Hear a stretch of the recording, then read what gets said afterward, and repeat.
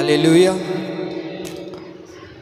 మన ప్రభువును రక్షకుడైన యేసుక్రీస్తు అతి పరిశుద్ధమైన నామంలో ఈ ఆదివారపు ఆరాధనలోనికి చేరికుడి వచ్చిన మీ అందరికీ కూడా నా నిండు హృదయపూర్వకమైన వందనాలు, దేవునికి స్తోత్రాలు. దేవుడు మిమ్మల్ని అందరినీ దీవించునుగాక. వాక్యం చెప్పేటప్పుడు చాలా శ్రద్ధగా వినాలి. ఆ వాక్యమే మనల్ని జీవింపజేస్తుంది. ఆ వాక్యమే దేవుని ఎదుట నిలబెట్టేటట్లుగా చేస్తుంది. కనుక వాక్యం ఎప్పుడైతే మనం వినాలని ఆశపడతామో, ఎప్పుడైతే వాక్య సమయం వస్తుందో అప్పుడే సాతానుగాడు మన దగ్గరే కూర్చొని ఉంటాడు. మనల్ని నిద్రగోపడానికి సాతానుగాడు మన పక్కనే కూర్చొని ఉంటాడు. కనుక అజాగ్రత్తతో ఉండొద్దు. దయచేసి జాగ్రత్తగా మనస్సు పెట్టి ఆలకించగలిగితే దేవుడు నాతో ఏం మాట్లాడబోతున్నాడు, దేవుడు ఎలా నన్ను దర్శించబోతూ ఉన్నాడు, ఏ కోణంలో దేవుడు నాతో మాట్లాడి నన్ను బలపరచబోతూ ఉన్నాడు అని దేవుని దగ్గర ఆసక్తితో మనం కూర్చొని ఎదురు చూసినప్పుడు దేవుడు ఖచ్చితంగా నీతోనూ నాతోనూ మనందరితో పరిశుద్ధాత్మ దేవుడు మాట్లాడునుగాక. అపోస్తుడైన పౌలు గారు కొలస్సీలకు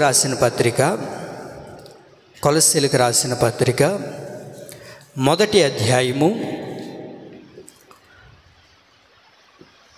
కొలస్సీలకు రాసిన పత్రిక మొదటి అధ్యాయము 17వ వాక్యం అందరూ కలిసి చదువుదాం.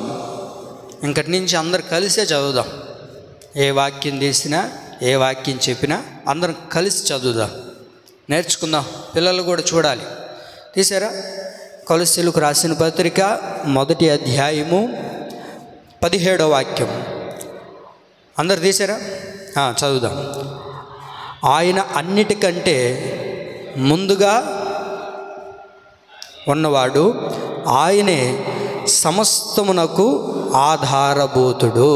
మరొకసారి, ఆయన అన్నిటికంటే ముందుగా ఉన్నవాడు, ఆయనే సమస్తమునకు ఆధారభూతుడు.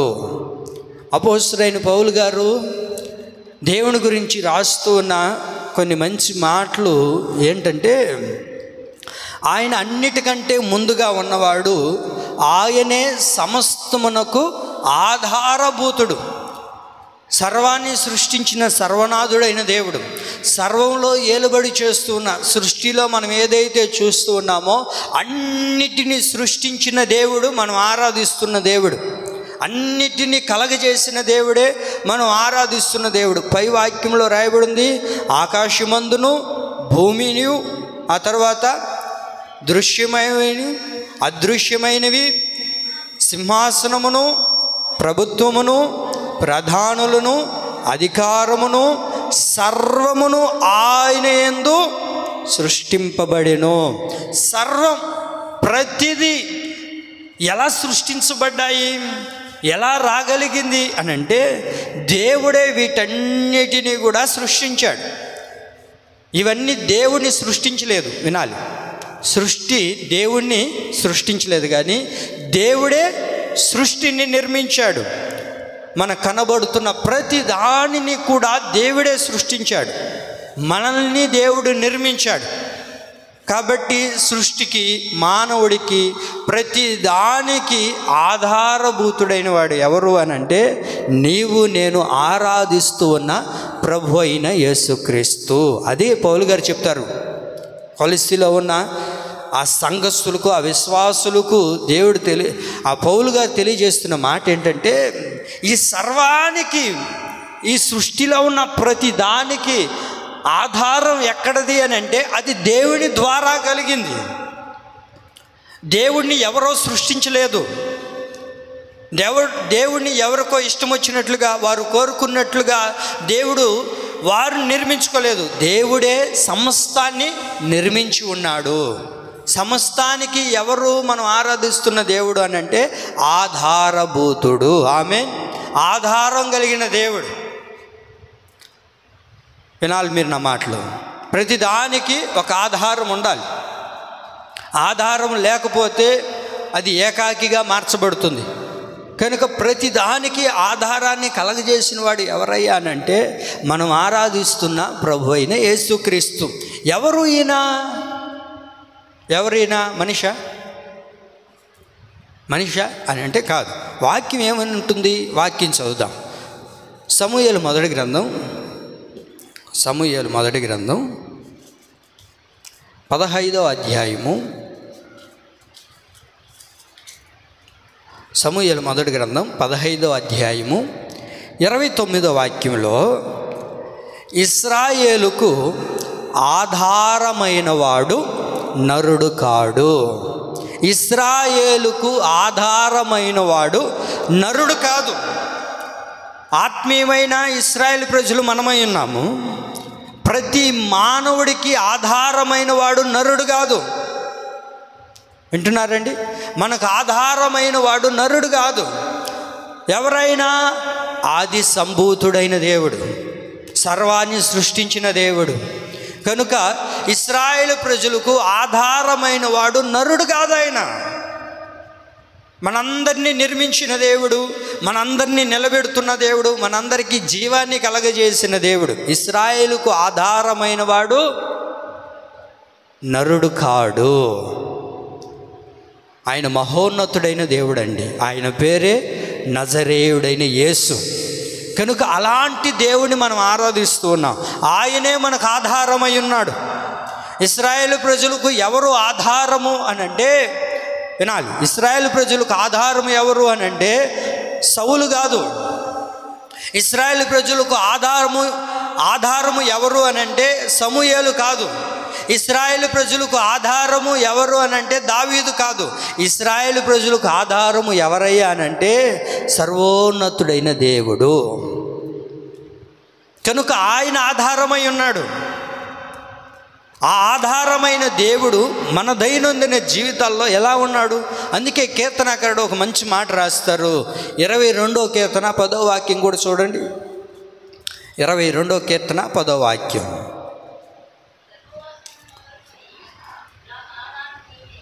గర్భవాసి మొదలుకొని నాకు ఆధారము నీవే, నా తల్లి నన్ను కన్నది మొదలుకొని నా దేవుడవు నీవే.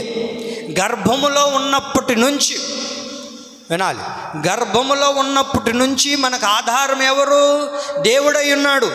అందుకే దావీదు అంటారు, నేను గర్భములో ఉన్నప్పటి నుంచి నాకు ఆధారమైనది ఎవరో తెలుసా? నా దేవుడే నాకు ఆధారం. మనుషులు కాదు నాకు ఆధారమైనది, ఆయనే నాకు ఆధారమై ఉన్నాడు. ఎప్పటి నుంచి ఆధారమై ఉన్నాడయ్యా అని అంటే ఇదిగో నేను తల్లి గర్భములో రూపింపబడక మునుపే దేవుడు నాకు ఆధారమై ఉన్నాడయ్యా. ఆయనే నాకు ఆధారమైన దేవుడు. ఆయన తప్ప మరొకరు నాకు లేరు. నేను తల్లి గర్భములో ఉన్నప్పటి నుంచి ఆయనే నాకు ఆధారం కలిగిన దేవుడిగా ఉన్నాడు. ఇప్పుడు వినాలి, మనకు ఆధారము ఎవరై ఉండాలి అని అంటే మనుషులై ఉండకూడదు. మనకు ఆధారమై ఉండాల్సింది ఎవరయ్యా అని అంటే దేవుడే మనకు ఆధారమై ఉండాలి. దేవుడే మనకు ఆధారమై ఉండాలి. మనకు ఆధారమై ఉన్న దేవుడు ఎవరు? నరుడు కాదు.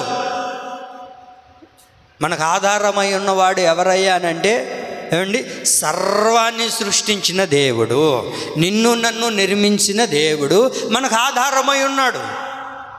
ఈ రోజున చాలామంది మనుషుల్ని ఆధారం చేసుకునే వాళ్ళు ఉన్నారు.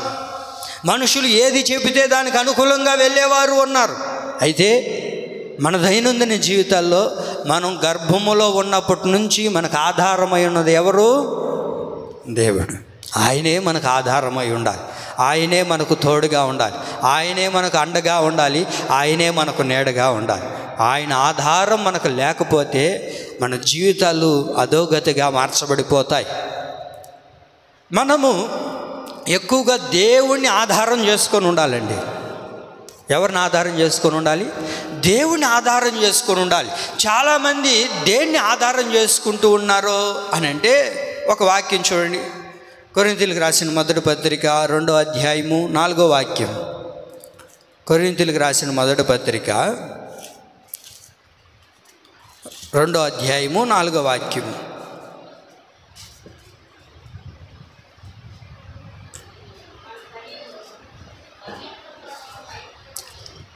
కొరింథీయులకు రాసిన మొదటి పత్రిక 2వ అధ్యాయము 4వ వాక్యం. మీ విశ్వాసము మనుషుల జ్ఞానమును ఆధారం చేసుకొనక దేవుని శక్తిని ఆధారము చేసుకొని ఉండవలెను. మనము దేన్ని ఆధారం చేసుకొని ఉండాలి అని అంటే దేవుని యొక్క శక్తిని ఆధారం చేసుకొని ఉండాలి. మనుషుల యొక్క జ్ఞానాన్ని మనం ఆధారం చేసుకునే వారిగా ఉండకూడదు. మనుషుల జ్ఞానమును ఆధారము చేసుకొనక. ఎవరు? విశ్వాసులు మనుషుల జ్ఞానాన్ని ఆధారం చేసుకోకూడదు. నువ్వు దేవుని శక్తిని ఆధారం చేసుకోవాలి. వినాలి. కొందరు ఉంటారు మందిరానికి వచ్చేటప్పుడు, కొంతమంది జీవితాల్లో ఏదైనా అద్భుతం జరిగిందనుకోండి, ఏదైనా ఒక ఆశ్చర్యమైన కార్యం దేవుడు చేశాడు అనుకోండి, అవునా మీకు అలా జరిగిందా, దేవుడు మీకు అలా చేశాడా అని చెప్పి వారు జీవితంలో జరిగిన దాన్ని బట్టి వాళ్ళు ఆధారపడుతుంటారు. అరే వాళ్ళ జీవితంలో దేవుడు చేసినప్పుడు నా జీవితంలో కూడా దేవుడు చేస్తాడు కదని దేవుని శక్తి మీద నువ్వేం చేయాలి? ఆధారపడాలి. నీ విశ్వాసము దేవుని శక్తి మీద ఆధారపడాలి. అంతేగాని మనుషులు చెప్పిన మాటలను బట్టి లేకపోతే వారి జీవితంలో జరిగిన దాన్ని బట్టి నువ్వు ఆధారపడకూడదు. మనుషులు చెప్పిన దాని మీద మనం ఆధారపడ్డాం అనుకోండి, వారి విశ్వాసం మీద మనం ఆధారపడకూడదు. దేవుని యొక్క శక్తి మీద మనం ఏం చేయబడాలి? ఆధారపడాలి. నేను ఆధారపడుచున్నది, నేను ఆనుకునింది, నేను ఎదురు చూస్తున్నది దేవుని శక్తి మీద కదా, దేవుని కొరకు కదా, దేవుని మీద కదా నేను ఆధారపడుతున్నది అని నువ్వు ఎప్పుడైతే ఆయన శక్తి మీద ఆధారపడతావో దేవుడు ఆటోమేటిక్గా మన జీవితంలో కార్యం చేయడం ప్రారంభిస్తాడు. కాబట్టి మనం దేవుని శక్తి మీద ఆధారపడే వాళ్ళుగా ఉండాలి. విశ్వాసులు ఏమండి, విశ్వాసము దేవుని మీద ఆధారపడాలి, దేవుని శక్తి మీద, ఆయన చేసే కార్యాలను బట్టి మనం ఆధారపడాలి. దేవుడు ఎలాంటి శక్తి కలిగిన వాడో, ఆయన శక్తి ఎలాంటిదో మనం అని ఆలోచించి ఆయన శక్తి మీద ఆధారపడగలిగితే ప్రతి కార్యాన్ని ప్రభు మనకు చేయడం ప్రారంభిస్తాడు. ప్రతి అవసరతలు ప్రభు తీర్చడం ప్రారంభిస్తాడు. వారి జీవితంలో చేసిన అదే శక్తి కదా దేవుడు మన జీవితంలో కూడా చేయడం ప్రారంభిస్తాడు. మరి ఎందుకని మన జీవితంలో చేయలేకపోతున్నాడు అని అంటే మనుషులు చెప్పిన వారి యొక్క జ్ఞానాన్ని బట్టి మనం ఆలోచన చేస్తూ ఉన్నాం. దేవుని శక్తి మీద మనం ఎప్పుడైతే ఆధారపడతామో మన దైనందిన జీవితాల్లో ప్రతి కార్యాన్ని కూడా మనం పొందుకోవడం ప్రారంభిస్తాం. అయితే కొందరు వీటిని ఆధారం చేసుకొని ఉన్నారు బైబిల్లో. ఒకవేళ వీటిని మనం ఆధారం చేసుకుంటే ఈ రోజుని విడిచిపెడతాం. వేటిని ఆధారం చేసుకున్నారు, మనమైతే వేటిని ఆధారం చేసుకోవాలి, ఈ రెండు కోణాల్లో మనం విందాం. కొందరైతే కొన్నిటిని ఆధారం చేసుకున్నారు, మనమైతే దేన్ని ఆధారం చేసుకోవాలి. ఈ రెండు విషయాలు ఈ దినాన్ని నేను మీకు జ్ఞాపకం చేస్తాను. కొందరైతే వేటిని జ్ఞాపకం చేసుకొని ఉన్నారు అని అంటే రాజుల మొదటి గ్రంథం 9వ అధ్యాయము 9వ వాక్యం. రాజుల మొదటి గ్రంథం 9వ అధ్యాయము 9వ వాక్యం. రాజుల మొదటి గ్రంథం 9వ అధ్యాయము,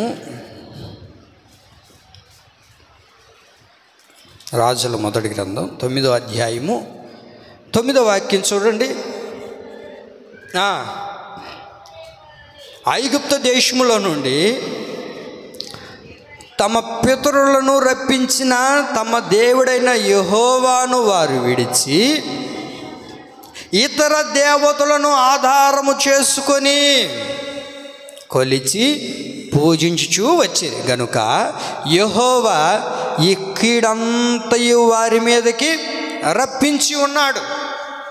ఎందుకని ఇశ్రాయేలు ప్రజలకి కీడు సంభవించింది, ఆపద సంభవించింది, ఇబ్బంది కలిగింది అని అంటే ఇశ్రాయేలు ప్రజలు ఎక్కడున్నారు? ఒకప్పుడు ఐగుప్తులో నడిపించబడుతూ ఉన్నారు.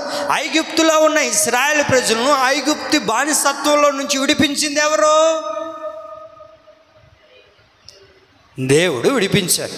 ఇప్పుడు దేవుని వారు ఆధారం చేసుకోకుండా వాళ్ళు ఏం చేస్తున్నారు అని అంటే ఇతర దేవతలను ఆధారం చేసుకున్నారంట. ఏం చేస్తున్నారంట?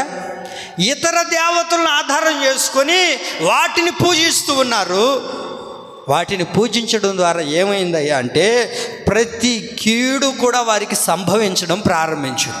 అరే దేవుని కదా మనం ఆధారం చేసుకోవాల్సింది.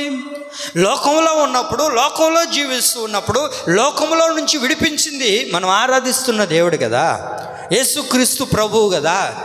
వీటన్నిటిలో నుంచి విడిపించింది ఆయన కదా. మరి ఆయన కదా ఆధారం చేసుకోవాలి.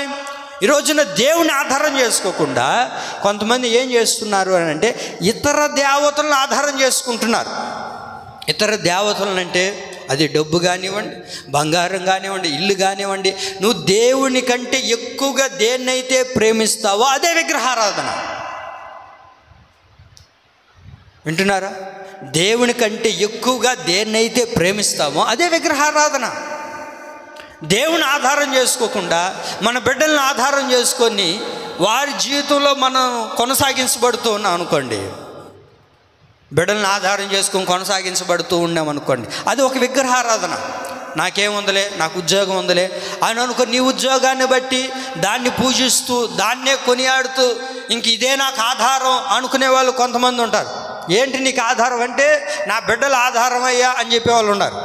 ఏంటిది నీకు ఆధారం అంటే నా ఉద్యోగమే నాకు ఆధారం అనేవాళ్ళు ఉన్నారు. ఏంటిది నీకు ఆధారం అంటే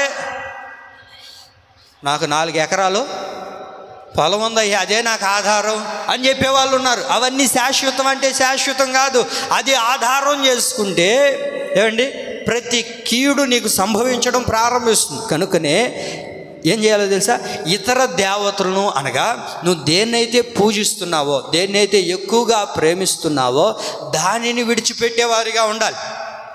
దానిని విడిచిపెట్టి దేవుడిని నువ్వు ఆధారం చేసుకోగలిగితే ప్రతి కీడులో నుంచి దేవుడు నిన్ను విడిపించడం ప్రారంభిస్తారు. అరే, ఐగుప్తులో నుంచి దేవుడు మమ్మల్ని తీసుకొని వచ్చి ఎర్ర సముద్రాన్ని పాయలుగా చేసి 6 నెలలుగా చేసి దేవుడు మమ్మల్ని ఇలాగ నడిపిస్తే ఏమండి కొన్ని దినాలు గడిచిన తర్వాత ఏం చేశారు అని అంటే మోషే కనబడకపోయేసరికి, దేవుడు వారు కనబడకపోయేసరికి, దేవుడు వారితో మాట్లాడకపోయేసరికి ఏం చేశారు? ఉన్న బంగారాన్నంతటిని తీసుకొని వచ్చి ఒకడు దూడను తయారు చేసుకొని ఇదే దేవత అనుకుంటూ ఉన్నారు.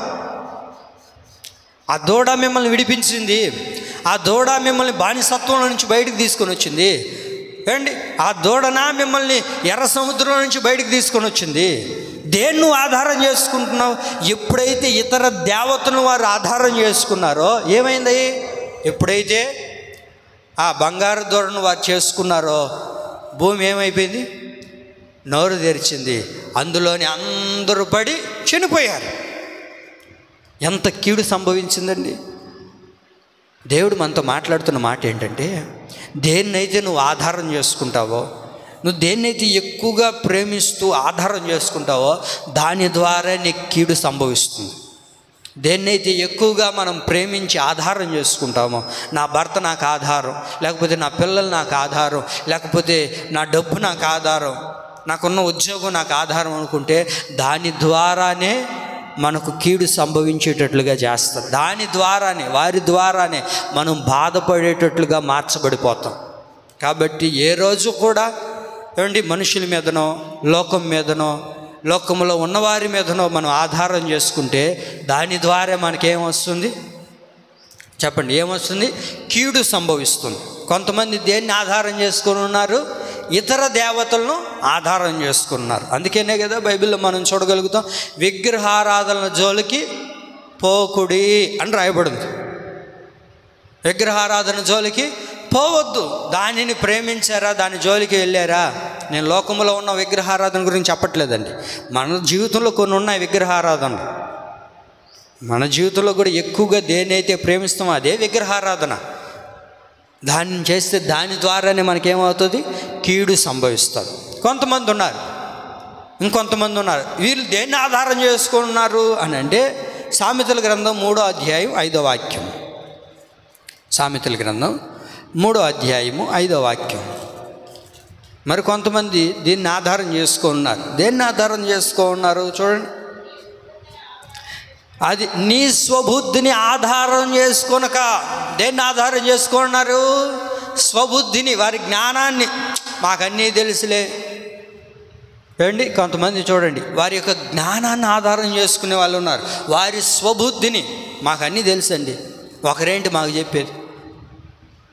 వాళ్ళ జ్ఞానం మీద, వాళ్ళ స్వబుద్ధి మీద, మేమన్నీ చదువుకొని ఉన్నాం, మాకన్నీ తెలుసు. ఏం తెలుసండి, వారి స్వబుద్ధిని ఆధారం చేసుకున్న వాళ్ళు చాలామంది పాడైపోయిన వారు ఉన్నారు. వారి జ్ఞానాన్ని ఆధారం చేసుకున్న వాళ్ళు, ఏంటిది, జ్ఞానాన్ని ఆధారం చేసుకునే వాళ్ళు చాలామంది ఉన్నారు.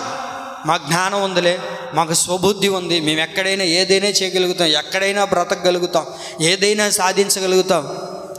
నిజమే, ఈ లోకంలో సాధించగలుగుతావేమో, కానీ అది నిన్ను పరలోకానికి తీసుకొని పోదు.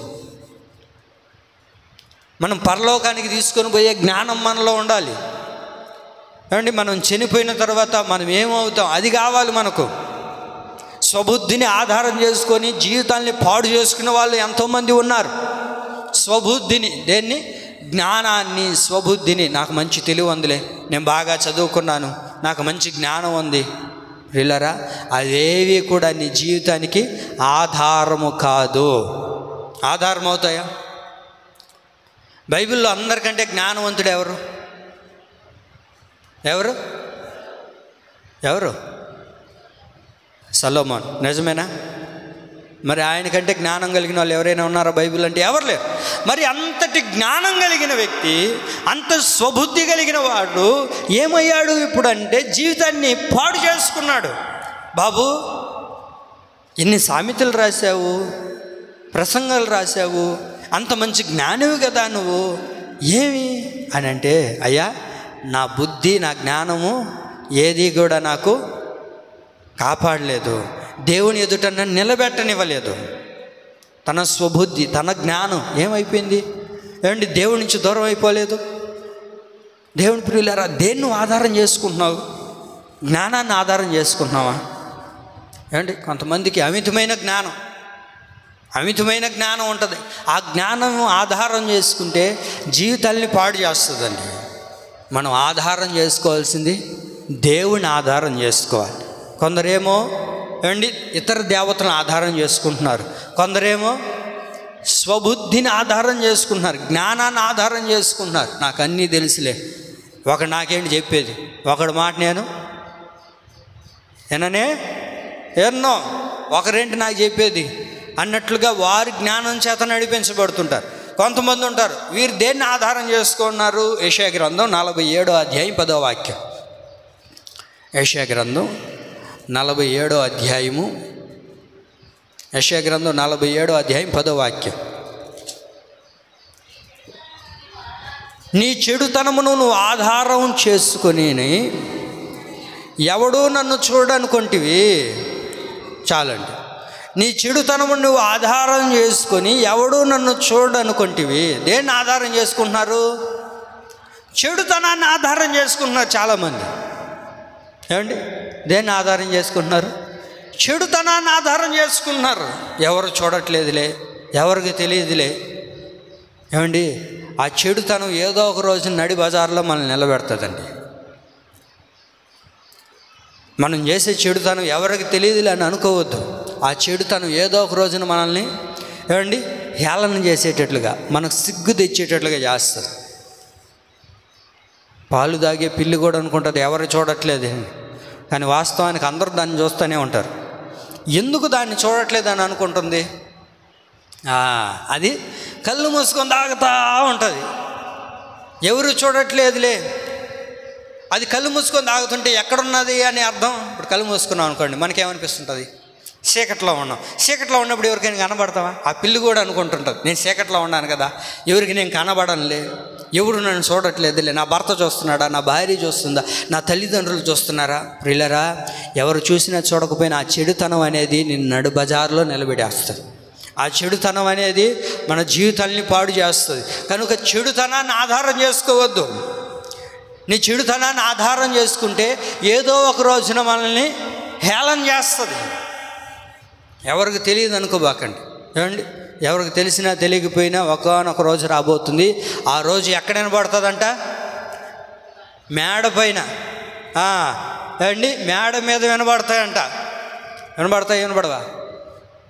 ఇప్పటికే వినబడుతున్నాయిగా. మనం ఏదైనా తప్పు చేసామనుకోండి, ఒక చిన్న జరిగిందనుకోండి, మేడ మీద వినబడుతుందో వినబడదో తెలియదు, కానీ ఏమండి అది బెంగళూరుకు కూడా పోతుంది, అది దాటుకుంటే అమెరికాకు కూడా పోతుందా లేదా?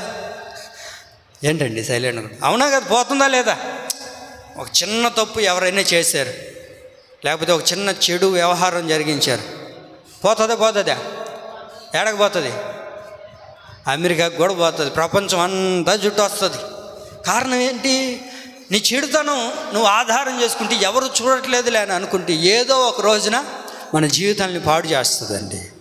మన జీవితాన్ని అది నాశనం చేస్తుంది. పరిశుద్ధ గ్రంథంలో ఎవరికి తెలియదులే, ఎవరు చూడట్లేదులే, ఇది ఎవరికి తెలుసులే అని అనుకున్నాడు. చిన్న కుమారుడు గురించి తెలుసు కదా. చిన్న కుమారుడు ఏం చేశాడు? నేను వ్యాపారం చేసుకుంటాను, నా ఆస్తి నాకు ఇచ్చి అన్నాడు. కానీ వ్యాపారం చేశాడంటే వ్యాపారం చేయలేదంట. అన్న అంటాడు కదా, వాడు ఏం చేస్తున్నాడయ్యా, ఏం చేస్తున్నాడు అని అంటే వేశ్యలతో తిరుగుతూ ఉన్నాడని రాయబడింది. ఏంటంట? వేశ్యలతో తిరుగుతున్నాడు అంటే చెడుతనాల్లో బ్రతుకుతూ ఉంటే చెడుతనాన్ని ఆధారం చేసుకొని వెళ్ళాడు. చెడుతనాన్ని ఆధారం చేసుకొని వెళ్ళిన వాడి జీవితంలో ఏమైపోయింది అంటే జీవితమే పాడైపోయింది. మరి అలాంటి జీవితాన్ని కూడా మరలా తన తప్పుని తెలుసుకొని తండ్రి దగ్గరికి వచ్చిన తర్వాత దేవుడు అతన్ని బాగుపరిచాడు. కారణం ఏంటంటే ఒకప్పుడు చెడుతనాన్ని ఆధారం చేసుకున్నాడు. ఈ రోజున చాలామంది చెడుతనాన్ని ఆధారం చేసుకునే వాళ్ళు ఉన్నారు. చెడుతనాన్ని ఆధారం చేసుకొని ఎవరికి తెలియదులే, ఎవరు చూడట్లేదులే అని అనుకొని వెళ్తూ ఉంటారు. ప్రియులారా, ఆ చెడుతనం ఏదో ఒక రోజున మనల్ని బట్టబయలు చేస్తుంది, మనల్ని నడి బజార్లో నిలబెడుతుంది, మన జీవితాల్ని తారుమారుగా చేసేస్తుంది. ఏది? చెడుతనం. అది ఎవరికి తెలియదులే అని అనుకొని చాలామంది చెడుతనాన్ని ఆధారం చేసుకొని ఉంటారు. చెడుతనం మీదే బ్రతుకుతూ ఉంటారు, దాని మీదే కొనసాగించబడే వాళ్ళు ఉంటారు. కనుకనే వీటి వలె మనం ఉండకూడదు. దేన్ని ఆధారం చేసుకున్నారు కొందరు? 3 విషయాలు చెప్పారు. ఇతర దేవతలను, స్వబుద్ధిని అనగా జ్ఞానాన్ని, తర్వాత చెడుతనాన్ని. ఈ మూడిటిని విడిచిపెడదాం. ఒకవేళ మనలో ఉంటే, ఒకవేళ ఏదో ఒక లక్షణం మనలో ఉంటే దాన్ని విడిచిపెట్టి దేవునిలో కొనసాగించబడదాం. అయితే మనము దేవుని మీద ఆధారం కలిగి ఉంటే, కొందరేమో ఇతర దేవతలను, జ్ఞానాన్ని, చెడుతనాన్ని ఆధారం చేసుకున్నారు. మనమైతే దేవుని ఆధారం చేసుకుంటే ఎలాంటి ఆశీర్వాదాలు కలుగుతాయి. వీటిని ఆధారం చేసుకున్న జీవితాలు పాడైపోయాయి, ఇబ్బంది పాలయ్యాయి, శ్రమలు పాలయ్యాయి, ఎన్నో శోధనలు వారి జీవితాల్లో ఎదురయ్యాయి. అయితే మనము దేవుని ఆధారం చేసుకుంటే మన దైనందిన జీవితాల్లో ఎలాంటి ఆశీర్వాదాలు కలుగుతాయి? ఇది మనము దేవుణ్ణి ఆధారం చేసుకుంటే ఎలాంటి ఆశీర్వాదాలు కలుగుతాయి, ఎలాంటి దీవెనలు మనం పొందుకోగలుగుతాం, ఎలాంటి ఆశీర్వాదకరమైన జీవితాన్ని మనం అనుభవించగలుగుతాం. ఆయనే సమస్తమునకు ఆధారభూతుడు. ఇశ్రాయేలుకు ఆధారమైన వాడు నరుడు కాదు. కనుక ఆయన్ని మనం ఆధారం చేసుకుంటే ఎలాంటి గొప్ప మేలులు మన దైనందిన జీవితాల్లో ప్రభు చేస్తాడు. ఇప్పుడు వరకు చెప్పింది ఒక ఎత్తు అయితే ఇంకెంతసేపు చెప్తావయ్యా అన్నట్టుండరా? లే, త్వరగా ముగిస్తా. నాకు కూడా కొంచెం చెయ్యి నొప్పిగా ఉన్నది, త్వరగానే ముగిస్తాను. ఓకే, 3 విషయాలు చెప్తాను. దేవుని మనం ఆధారం చేసుకుంటే, దేవుణ్ణి మనం ఆధారం చేసుకుంటే ఇరుకులో విశాలత కలగజేసి మన ప్రార్థనను అంగీకరిస్తాడు. దేవుని మనం ఆధారం చేసుకుంటే ఇరుకులో విశాలత కలగజేసి మన ప్రార్థన అంగీకరిస్తాడు. ఇప్పుడు మీరు చెప్పండి, దేవుని ఆధారం చేసుకుంటే ఇరుకులో విశాలత కలగజేసి మన ప్రార్థన దేవుడు వింటాడు, మన ప్రార్థన దేవుడు అంగీకరిస్తాడు. చూడండి, 4వ కీర్తన 1వ వాక్యం. 4వ కీర్తన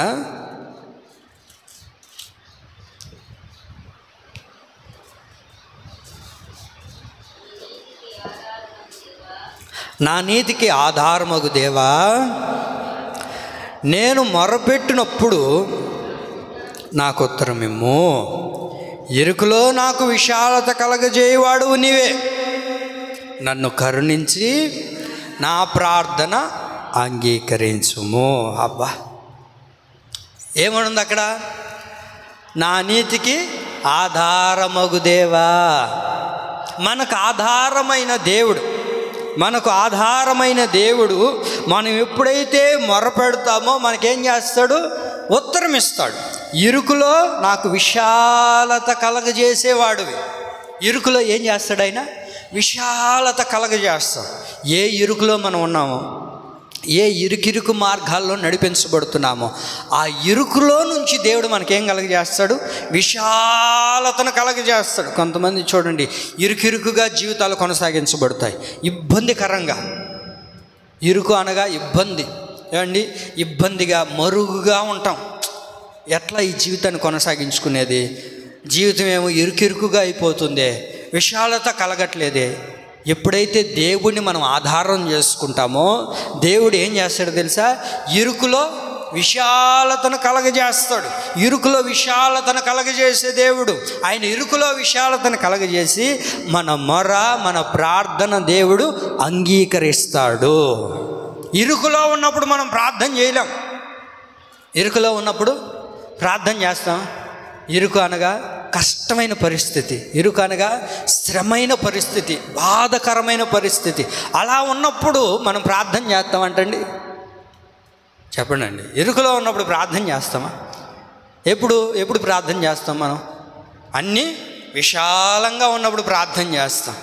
కానీ భక్తుడు అంటారు, అయ్యా నీవు నాకు ఆధారమైన వాడివని దేవునికి మొరపెడితే దేవుడు ఇరుకులో నుండి విశాలతను కలగజేశాడు. నువ్వు ఏ ఇరుకులో ఉన్నావో, ఏ ఇరుకు ఇబ్బందుల మధ్యలో కొనసాగించబడుతున్నావో ఆ ఇరుకులన్నిటిలో నుంచి దేవుడు తప్పించి విశాలతను కలగజేసి నీ ప్రార్థన, మన ప్రార్థన దేవుడు ఏం చేస్తాడు? అంగీకరించడం ప్రారంభిస్తాడు. అందుకే 18వ కీర్తన 5వ వాక్యంలో కూడా ఇదే మాట రాయబడి ఉంటుంది. 18వ కీర్తన 5వ వాక్యం, క్షమించాలి, 118వ కీర్తన 118వ కీర్తన 5వ వాక్యం. అందరు చదవండి. 118వ కీర్తన 5వ వాక్యంలో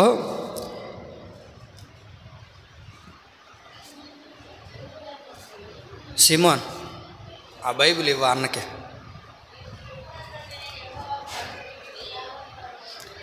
అందరు తీసారా? అందరు తీర్చారా?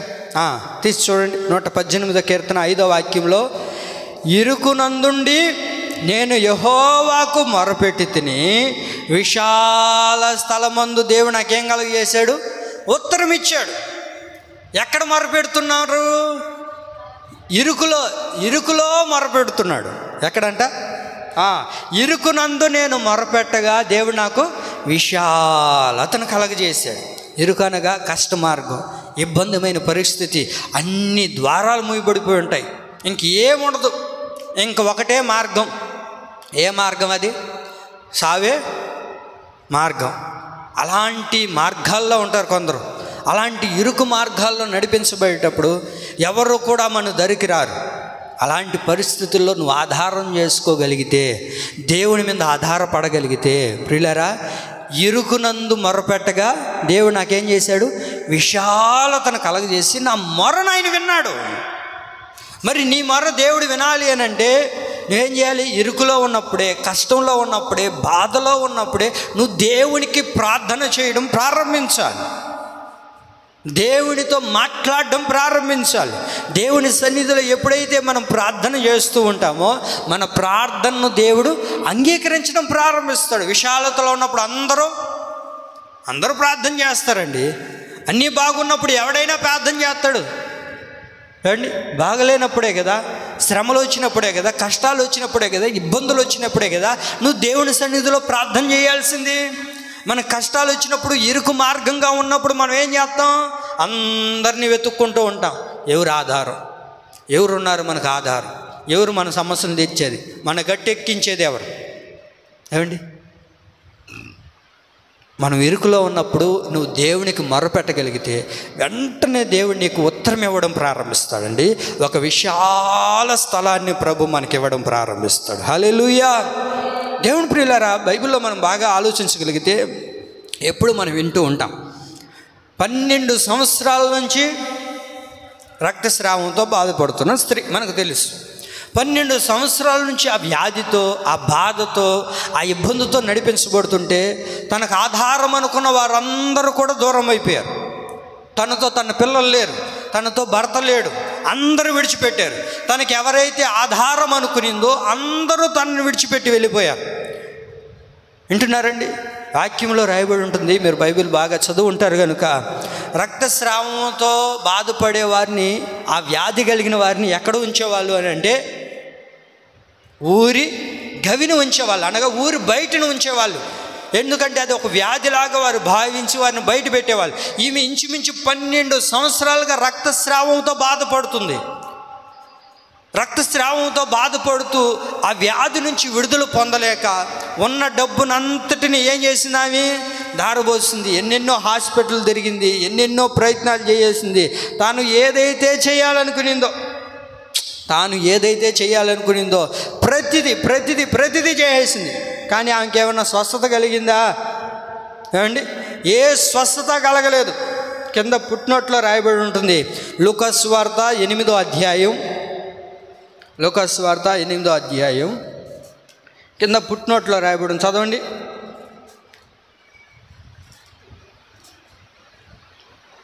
ఆమె తన జీవనోపాధి అంతయు వైద్యులకు ఏం చేసిందంట? ఖర్చు చేసినని రాయబడింది. ఏం చేసిందంట? తన జీవనం అంతా కూడా, తన దగ్గర ఉన్న డబ్బు అంతటిని మొత్తం పోయింది ఆమెకి. ఇప్పుడు ఏమి లేదు. అయినా స్వస్థత పొందిందా, ఆరోగ్యం పొందిందా అని అంటే లేదండి. ఉన్న డబ్బు అంతా దారబోసుకునింది, ఎక్కడెక్కడో తిరిగింది, ఏదేదో చేసింది. ఎన్ని చేసినప్పటికీ తన దైనందిన జీవితాల్లో బాగుపడింది అన్న విషయం లేదండి. తన జీవితంలో 12 సంవత్సరాలు ఆ వ్యాధితో బాధపడుతూ ఉంటే, ఆ బాధతో బాధపడుతూ ఉంటే ఆమె ఇప్పుడు ఎక్కడుందయ్యా అంటే ఇరుకు మార్గంలో నడిపించబడుతుంది, ఒక కష్ట పరిస్థితిలో నడిపించబడుతుంది. అయితే ఎవరు చెప్పారో తెలియదు కానీ మొత్తానికి దేవుని గురించి వినింది. దేవుడు ఎప్పుడైతే ఆ ప్రాంతానికి వచ్చినప్పుడు ఎలాగైనా సరే దేవుణ్ణి కలుసుకోవాలి. దేవునితో మాట్లాడకపోయినా ఇబ్బంది లేదు, దేవుణ్ణి కలుసుకోకపోయినా ఇబ్బంది లేదు. ఆయన వస్త్రపు చెంగును తాకితే చాలు. దేన్ని తాకాలనుకునింది ఆమె? ఆయన వస్త్రపు చెంగును తాకాలని ఆశపడిందండి. ఆయన వస్త్రపు చెంగును తాకాలని ఆశపడింది. వెళ్ళింది. ఆ జనసమూహం అంతా కూడా అక్కడ కిక్కిరిచిపోయింది. అంత జనసమూహం, ఇసుకేస్తే రాళ్ళంత జనసమూహం అక్కడ ఉన్నప్పుడు ఎట్లాగైనా సరే దేవుణ్ణి కలుసుకోవాలి, దేవుని దగ్గరికి వెళ్ళాలి. దేవుని ప్రియులారా, వెళ్ళింది. యేసయ్య అలా నిలబడి వారందరిని చూస్తుంటే యేసయ్య వెనక చాటును వెళ్ళి ఎప్పుడైతే ఆయన వస్త్రాన్ని అలా తాకిందో, ఎప్పుడైతే యేసయ్య వస్త్రాన్ని తాకిందో ఏమైంది? అక్కడికక్కడే ఆమె స్వస్థత పొందింది. అక్కడికక్కడే ఆమె తనలో ఉన్న వ్యాధి తొలగిపోయింది. ఒకప్పుడు ఎలాంటి పరిస్థితిలో ఉంది? ఇరుకు మార్గంలో నడిపించబడుతుంది, ఇరుకులో కొనసాగించబడుతుంది. కానీ అదే ఇరుకు మార్గంలో దేవుడు ఆమెను నిలబెట్టాలని ఆశపడలేదు. ఆ వాక్యం నేను చాలాసార్లు చదివినప్పుడు ఆమె జీవితం ఒకప్పుడు ఎలా ఉంది? ఇరుకులోనే కొనసాగించబడుతుంది. మనుషులు ఎదుట నిలబడేది కాదు. మనుషులకు చెప్పుకుంటే ఆమెను ఏం చేస్తారు? ఊరి గవిని తీసుకొని వెళ్ళేవారు, బయట జీవింపజేసేవాళ్ళు. కానీ ఎవరికి చెప్పుకునేది కాదు. ఇరుకు మార్గంలో ఉంది. కానీ దేవుడు ఆ ఇరుకులోనే ఉంచాలని ప్రభు ఆశపడలేదు. నువ్వు ఉన్న కష్టంలో నిన్ను అక్కడే దేవుడు కూర్చొని పెట్టడు. నువ్వు ఎక్కడున్నావో, నువ్వు ఒకవేళ ఉద్యోగం చేస్తుంటే ఆ ఉద్యోగం ఇరుకుగా ఉంటే నిన్ను అక్కడే దేవుడు నిలబెట్టడు. నువ్వు చేస్తున్న వ్యాపారం ఇరుకుగా ఉంటే దేవుడు నిన్ను అక్కడే నిలబెట్టడు. దేవుడు ఎలా కోరుకుంటున్నాడో తెలుసా అండి? విశాలత కలగజేయాలని దేవుడు కోరుకుంటున్నాడు. లూకాసు వార్త 8వ అధ్యాయం 47వ వాక్యం చూడండి. అమ్మా, తాను మరుగై ఉండలేదని, చాలు, తాను మరుగై ఉండలేదని అంటే ఆమె ఎక్కడుంది? మరుగులో ఉంది, అంటే ఇరుకులో ఉంది. కానీ ఆమె ఆలోచించింది ఏంటో తెలుసా? దేవుడు కోరుకుంటుంది ఏంటంటే మనం ఇరుకులో ఉండడం దేవుడు కోరుకోవట్లేదండి. ఎక్కడ ఉండాలని దేవుడు కోరుకుంటున్నాడు? విశాలతలో ఉండాలని దేవుడు కోరుకుంటున్నాడు. నువ్వు ఇరుకునందు ప్రార్థన చేయగలిగితే, ఇరుకునందు దేవునికి మొరపెట్టగలిగితే ఆయన చేసింది అదే. ఇంక అన్ని ఆధారాలు పోయాయి. ఎన్నెన్నో తిరిగింది, ఎన్నెన్నో ప్రయత్నాలు చేసింది, ఎన్నెన్నో తాయితులు కట్టుకునింది, ఎన్నెన్నో డాక్టర్ల దగ్గరికి నింది, ఎన్నెన్నో మందులు తిరిగింది. కానీ స్వస్థత పొందిందంటే లేదండి. ఆమె స్వస్థత కలిగింది ఎక్కడయ్యా అంటే ఎప్పుడైతే దేవుని యొక్క వస్త్రపు చెంగును తాకిందో దేవుడు ఏం చేశాడు? చెప్పాలి. ఏం చేశాడు? ఆమెకి స్వస్థతను కలగజేసి విశాలతను ప్రభు కలగజేసి, అప్పటి వరకు ఆమె బ్రతుకు ఇరుకుగానే ఉన్నింది. ఇరుకు మార్గంలోనే కొనసాగించబడుతూ ఉన్నింది, ఇరుకులోనే కొనసాగించబడుతుంది. కానీ దేవుడు అక్కడ విడిచిపెట్టాడు అని అంటే ఆమెకి ఏం కలగజేశాడయ్యా అంటే విశాలతను కలగజేశాడు. నా దేవుని ప్రియులారా, నీవు కూడా ఇరుకులో ఉన్నట్లయితే, పాస్టర్ గారు నేను ఇంకా ఇరుకులోనే కొనసాగించబడుతున్నానే, నా జీవితం ఇరుకుగానే ఉంది, నా బ్రతుకు విశాలతలోనికి రాలేకపోతుంది అని నువ్వు అన్నట్లయితే ప్రభు అంటారు, ఇదిగో విశాలతను నేను కలగజేస్తాను. కలగజేయాలి అని అంటే మనం ఇరుకులో ఏం చేయాలి? నిద్రపోవాలి. ఏం చేయాలి చెప్పండి? ఇరుకులో ప్రార్థన చేసేవారిగా ఉండాలి. ఆ కష్ట పరిస్థితులను ప్రార్థన చేయి, ఆ కష్ట పరిస్థితుల్లో నువ్వు ప్రార్థన చేయి. దేవుడు ఖచ్చితంగా ఆయన మీద ఆధారపడ్డావు కనుక, ఆయన మీద ఆధారపడితే దేవుడు మనకేం చేస్తాడు తెలుసండి? విశాలతను ప్రభు కలగజేస్తాడు. షడ్రకు మెషకు అబేద్నెగోలు ఎవరిల్లు? షడ్రకు మెషకు అబేద్నెగోలు ఎవరు? ఏంటండి సైలెంట్గా ఉన్నారు? షడ్రకు మెషకు అబేద్నెగోలు ఎవరు? వాళ్ళు ముగ్గురు ఎవరు? మంచి స్నేహితులు. అయితే వాళ్ళు ఎక్కడున్నారు అని అంటే ఇరుకు స్థలంలో కొనసాగించబడుతున్నారు. ఇప్పుడు ఎక్కడున్నారు వాళ్ళు? ఒక ఇరుకు స్థలంలో వారు ఉన్నారు, ఒక ఇరుకు మార్గంలో ఉన్నారు. ఏంటది? ఇదిగో నన్ను తప్ప వేరొక ప్రతిమను మీరు మొక్కకూడదు, ఆ ప్రతిమనే మీరు మొక్కాలి, ఆరాధించాలి అని చెప్పినప్పుడు షడ్రకు మెషకు అబేద్నెగోలు ఏం చెప్పారు? రాజా, చావనైనా చనిపోతాం కానీ ఈ ప్రతిమకు మాత్రం మొక్కం, చావనే చచ్చిపోతాం. అప్పుడు రాజుగారు ఏం చేస్తున్నాడు? రాజు ఏం చెప్పాడు? అక్కడ ఒక అగ్నిగుండాన్ని ఏర్పాటు చేసి ఎవరైతే ఆరాధించరో పూజించరో వారిని తీసుకొని వెళ్ళి అగ్నిగుండంలో పాడేస్తాం. ఇప్పుడు వాళ్ళ కష్ట పరిస్థితుల్లో ఉన్నారండి, ఒక ఇబ్బంది పరిస్థితుల్లో ఉన్నారండి.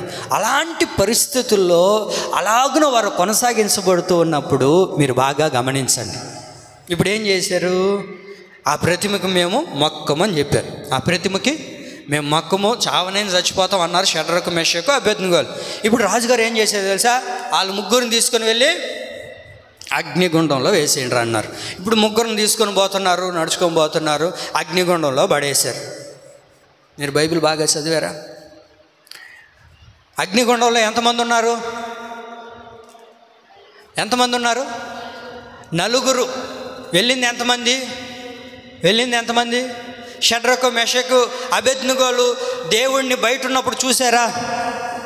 మీరు చెప్పాలి. షడ్రకు మెషకు అబేద్నెగోలు అనే ముగ్గురు ఏమండి బయటికి వెళ్ళేటప్పుడు మాతో పాటు దేవుడు ఉన్నాడు, రా యేసయ్య, నువ్వు మాతో ఉంటే అగ్నిగుండంలోకి వెళ్ళినా మేము కాలిపోము, కాబట్టి యేసయ్య ఉన్నాడులే అని అనుకొని వెళ్ళారు వాళ్ళు. యేసయ్య వాళ్ళతో లేరు. అసలు దేవుడు వారికి కనబడనే లేదు. కనబడ్డా? షడ్రకు మెషకు అబేద్నెగోలకి దేవుడు కనబడ్డా? మరి దేవుడు ఎవరికి కనబడ్డాడు?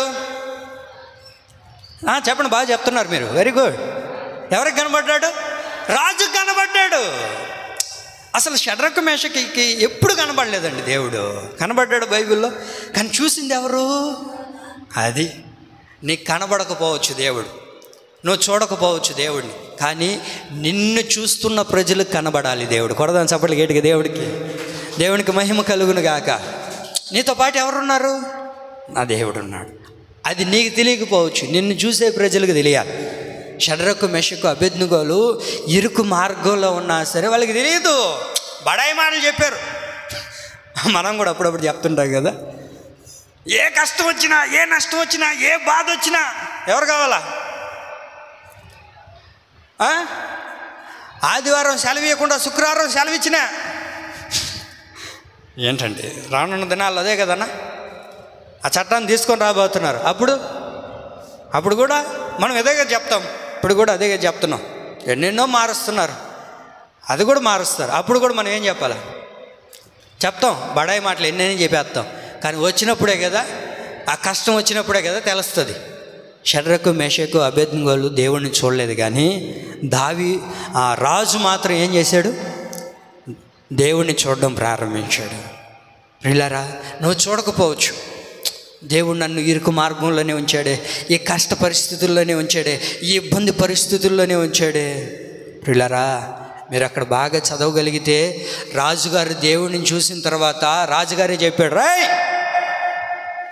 ఇంకా నేను కాదురా దేవుడు, షడ్రకు మెషకు అబేద్నెగోలు ఏ దేవుడినైతే పూజిస్తున్నారో ఆరాధిస్తున్నాడో ఆయనే దేవుడు. ఒకప్పుడు ఇరుకులో ఉన్నారు వీళ్ళు ముగ్గురు, కానీ ఇప్పుడు దేవుడు ఏం చేశాడు, వాళ్ళకి విశాలతను కలగజేశాడు. మరి ప్రభు నీ దగ్గర కోరుకుంటుంది కూడా అదే. దేవుడు మన దగ్గర నుంచి ఆశపడుతుంది కూడా అదే. మనం ఇరుకుగా ఉండాలని ఆశపడట్లేదు. ఏమండి, నిన్ను విశాలతలో నిలబెట్టి విశాలకరమైన జీవితాన్ని ఇచ్చి, ఏమండి, అక్కడ నీ ప్రార్థన అంగీకరించబడిందని నువ్వు తెలుసుకునేటట్లుగా చేయాలి అని అంటే నువ్వెవరిని ఆధారం చేసుకోవాలి? అది దేవుడిని నువ్వు ఆధారం చేసుకోగలిగితే ఇరుకులో దేవుడు ఏం చేస్తాడు, మనకు విశాలతను కలగజేస్తాడు. రెండో మాట చూడండి, దేవుడిని మనం ఆధారం చేసుకుంటే ఒకటి ఇరుకులో విశాలతను కలగజేస్తాడు. దేవుడిని మనం ఆధారం చేసుకుంటే భయపడకుండా ఉంటాం. దేవుడిని మనం ఆధారం చేసుకుంటే భయపడకుండా ఉంటాం. చూడండి 3వ కీర్తన, అందరు బైబిల్ తీయాలి. 3వ కీర్తన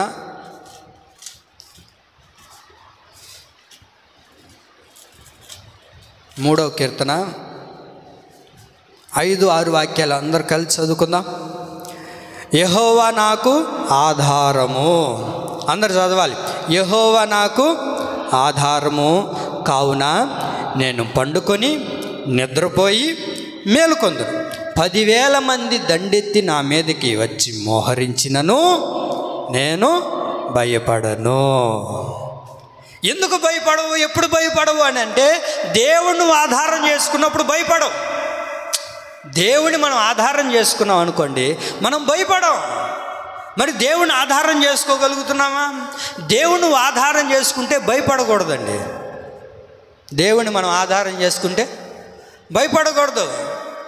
ఎందుకని? ఎవరు నీకు ఆధారం చెప్పండి అండి. దేవుడు మనకు ఆధారం. ఆయన ఆధారం అయి ఉంటే మనం ఏం చేయకూడదు, భయపడకూడదు. ఇది ఉందా గ్లాస్, దీనికి ఆధారం ఏంటి?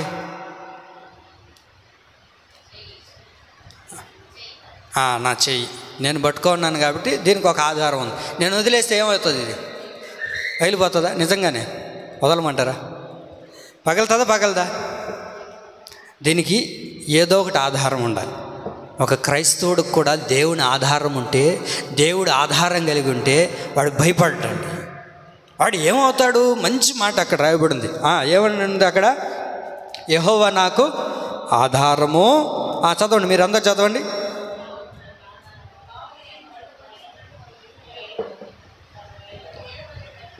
ఆగండి, పురుషులు చదువుతారు. చదవండి, స్వరం ఎత్తి చదవండి. ఆయన అందరు గట్టిగా చదవండి అన్న. మీలో మీరు చదువుకోవడం కాదు. మీ స్వరం వినబడట్లేదే, ఏంది సైలెంట్గా ఉండిపోయారు? సరే మీరు చదవండి అమ్మా.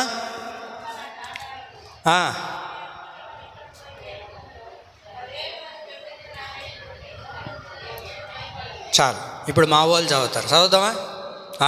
యెహోవా నాకు ఆధారము, కావున నేను పండుకొని నిద్రపోయి మేలుకొందును. 10,000 మంది దండెత్తి నా మీదకి వచ్చి మోహరించినను నేను భయపడను. దేవుడు మనకు ఆధారం అయితే మనం ఏమవుతామంట? పండుకొని నిద్రపోయి మేలుకుంటాం. ఎవడు నిద్రపోతున్నాడు చెప్పండి సక్రంగా ఈరోజు? దేవుడు నీకు ఆధారం అయితే నువ్వేం చేయగలుగుతావు? ప్రశాంతంగా, నెమ్మదిగా, ఇబ్బంది లేకుండా నిద్రపోతావు. ఎప్పుడు?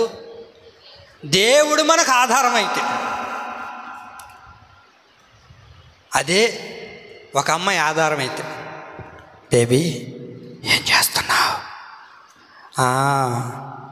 నువ్వే కదా నాకు అన్నీ. ఈ దుప్పటి అనుకోండి, రాత్రిలో దుప్పటి ఇట్లా కప్పుకొని వినబడుతుంది. వీడికి పడుకోడు, వీడికి మనశ్శాంతి ఉండదు. ఆ అమ్మాయి నిద్రపోదు, వీడు నిద్రపోడు. కారణం ఏంటి? ఈమె ఆయన ఆధారం చేసుకొని ఉంది, ఆమె ఈయన ఆధారం చేసుకొని ఉంది, ఇద్దరు మునిగిపోవడానికి. ఏమండి, నువ్వు దేవుని ఆధారం చేసుకుంటే నువ్వేమవుతావంట? పండుకొని నిద్రపోయి మేలుకుంటావు. మరి దేవుని ఆధారం చేసుకుంటే మనం భయపడమండి. దేవుని ఆధారం చేసుకుంటే నెమ్మది ఉంటుంది. దేవుని ఆధారం చేసుకుంటే ప్రశాంతత దొరుకుతుంది. దేవుని ఆధారం చేసుకుంటే నెమ్మదిగా మనం ఉండగలుగుతామండి. అక్కడేమని ఉంది? 10,000 మంది దండెత్తి నా మీదకు వచ్చి మోహరించినను నేను భయపడను అన్నా. విశాఖపట్నంలో ఎట్టా నువ్వు ఆడే కదా ఉండేది, ఏం జరుగుతుంది అక్కడ? కరోనా వచ్చిందని చెప్తున్నారు, వినట్లేదా? ఈ వార్తల్లో ఎక్కువ మనల్ని భయపెట్టేది. వచ్చేసింది వచ్చేసింది వచ్చేసింది వచ్చేసింది ఏడకి వచ్చేసింది. ఇప్పుడే కడపలో ఒక కేసు ఉందంట, ఆ తర్వాత హైదరాబాదులో ఒక కేసు అంట, విశాఖపట్నంలో ఒక కేసు అంట, బెంగళూరులో ఒక కేసు అంట. అండి ఇవన్నీ చెప్తుంటే ఎట్లుంటుంది? రాత్రి నిద్రపోగొస్తావా? ఎప్పుడు లాక్డౌన్ వేస్తారో తెలీదు, ఎప్పుడు ఏం చేస్తారో తెలీదు. భయం. నువ్వు దేవుని ఆధారం చేసుకుంటే పండుకొని నిద్రపోయి మేలుకుంటావు. ఎందుకనో తెలుసా అండి, ఈరోజున చాలామంది నిద్రపోవట్లేదండి. ప్రశాంతంగా నిద్రలో లేకపోతున్నారు, ప్రశాంతంగా నెమ్మదిగా ఉండలేకపోతున్నారు. ఎన్ని గంటలకు నిద్రపోతున్నారు? 3, 12, 1 గంట. ఎప్పుడు నిద్రపోతున్నారు చెప్పండి అండి. మీరు ఇంటికి వెళ్ళిన తర్వాత యోబు గ్రంథంలో ఒక మాట రాయబడింది. ఏమని రాయబడిందో తెలుసా? అయ్యా, నేను నిద్రపోయినా సరే, వినండి, నేను నిద్రపోతున్నా, కానీ నాలో ఉన్న నొప్పులు, బలహీనతలు, అనారోగ్యం మాత్రం నిద్రపోవట్లేదంట. ఇది అందరికీ బాగుంటుంది కదా ఈ మాట. మనం నిద్రపోతున్నా మన ఒంట్లో కొన్ని నొప్పులు ఉంటాయి. ఏమైనా నొప్పులు? నడువు నొప్పులు, తలనొప్పి, కీళ్ళ నొప్పులు. ఈ నొప్పులన్నీ నిద్రపోతాయి. అవి నిద్రపోవు మనల్ని ప్రశాంతంగా ఉండలేవు. రోజు మేరక్క పడుకుందామన్నా, నిద్ర వస్తుందన్నా కూడా నిద్రలోకి పోదాం అనుకుంటుంటే మళ్ళీ ఏమొస్తుంది? నడువు నొప్పి వస్తుంది. ఏమంటారు? అయ్యా, నేను నిద్రపోతున్నా సరే ఏం మేల్కొని ఉన్నాయంటే, ఏమండి, నొప్పులు మేల్కొని ఉన్నాయంట. అవునా కదా? అవి మాత్రం నిద్రపోవు, మనల్ని ప్రశాంతంగా ఉండనివ్వు. అండి ప్రతి నొప్పులు, ప్రతి అనారోగ్యం, ప్రతి సమస్య. దేవుని ప్రియులారా, ఇప్పుడు దేవుని ఆధారం చేసుకోగలిగితే ఏమండి మనం భయపడమండి, ప్రశాంతంగా నిద్రపోతాం. కారణం ఏంటో తెలుసా? ఎప్పుడు మనం ప్రశాంతంగా నిద్రపోగలుగుతాం? భారతదేశం అంతా ప్రశాంతంగా ఉండడానికి ఎవరున్నారు? ఎవరండి? ఆడుంటారు కదా, కాశ్మీరు, కన్యాకుమారి దగ్గర. ఎవరు వాళ్ళు? ఆర్మీ, సైనిక భటులు ఉన్నారా? వాళ్ళు ఉండబట్టే కదా భారతదేశం ఎట్టుంది నెమ్మదిగా. ఏమండి, మరి ఒక క్రైస్తవుడు, ఒక విశ్వాసి నెమ్మదిగా పడుకోవాలి అని అంటే ఏమండి, 121వ కీర్తన 4వ వాక్యంలో ఏమని రాయబడింది? ఇశ్రాయేలును కాపాడువాడు కునుకడు, నిద్రపోడు ఆయన.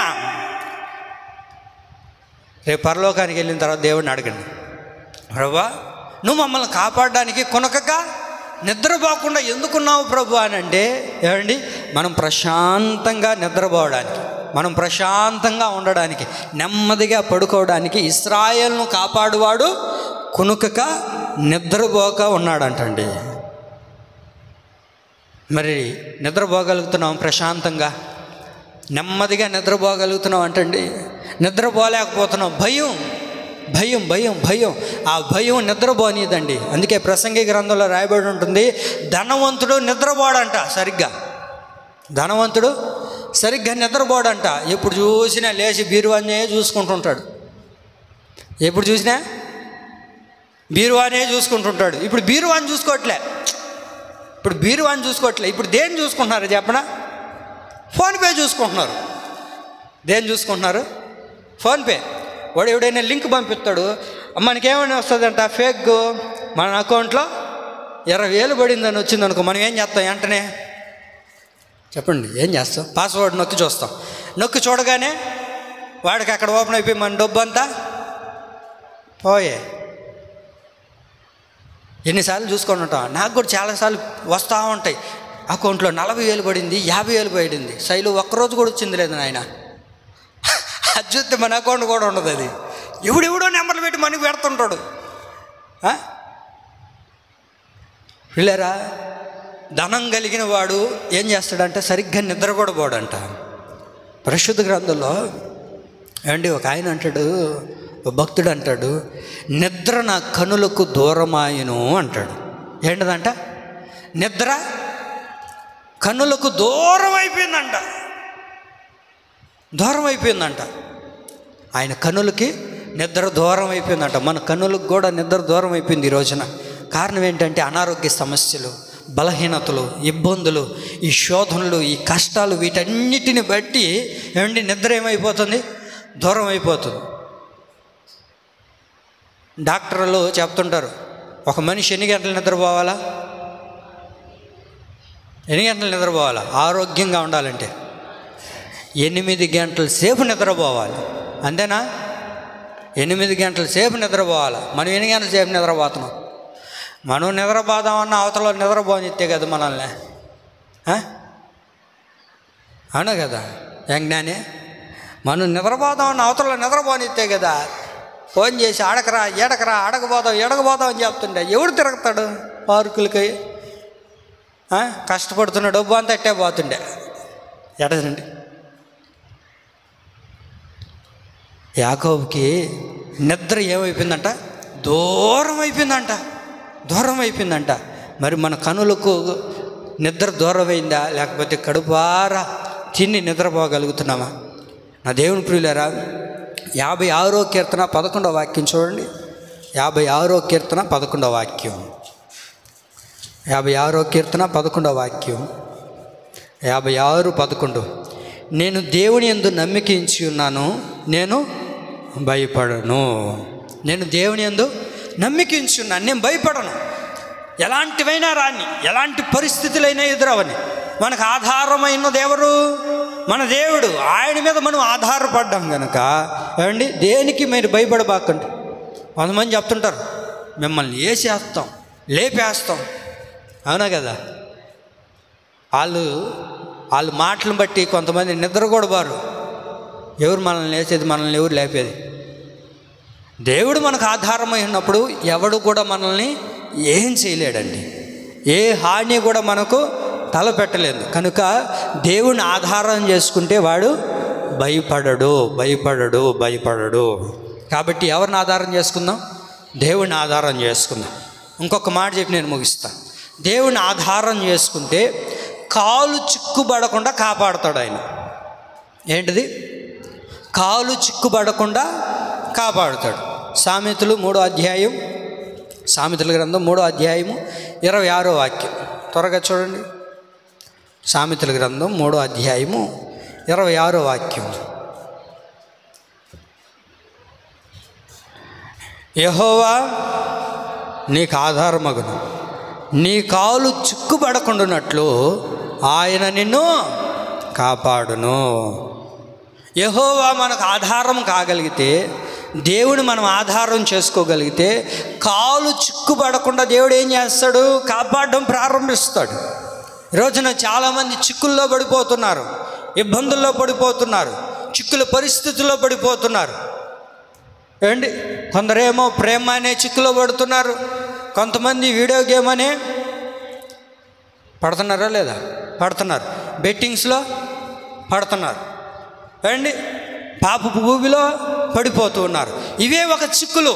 అందుకే గలతీ పత్రిక 5వ అధ్యాయం 1వ వాక్యంలో ఉంటుంది కదా, అనేక మంది దేంట్లో పడిపోయి ఉన్నారు, దేంట్లో చిక్కుకొని ఉన్నారు అని అంటే చదవండి. గలతీ పత్రిక 5:1.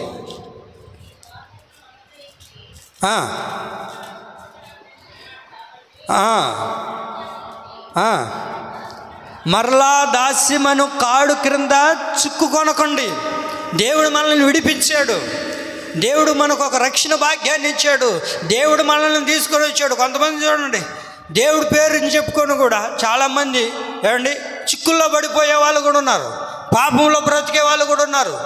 మందిరానికే పోతుంటారు, దేవుడిని ఆరాధిస్తుంటారు, వాక్యం చదువుతుంటారు, కానీ ఎక్కడ బ్రతుకుతున్నారు అని అంటే ఏమండి దాస్యం అనే చిక్కుల్లో వారి యొక్క కాలుని ఉంచుకొని ఉన్నారు. ప్రియులారా, ఏ కాడి కింద ఏ చిక్కుల్లో మనం ఉన్నామో ఈ దినాన్న దాన్ని విడిచిపెట్టి దేవుని ఆధారం చేసుకుంటే మన కాలు చిక్కుబడకుండా దేవుడు ఏం చేస్తాడయ్యా అంటే దాని నుండి మనల్ని కాపాడడం ప్రారంభిస్తాడు. మన కాలు చిక్కుబడిపోకూడదు. లోకంలో ఉన్నాం, లోకంతో తిరుగుతున్నాం అండి, స్నేహితులతో పాటు ఉన్నాం. అట్లాగని ఫ్రెండ్స్తో స్నేహం చేయొద్దని నేను అనట్లేదు. స్నేహం చేయాలి, ఫ్రెండ్స్తో పాటు తిరగాలి, ఉండాలి.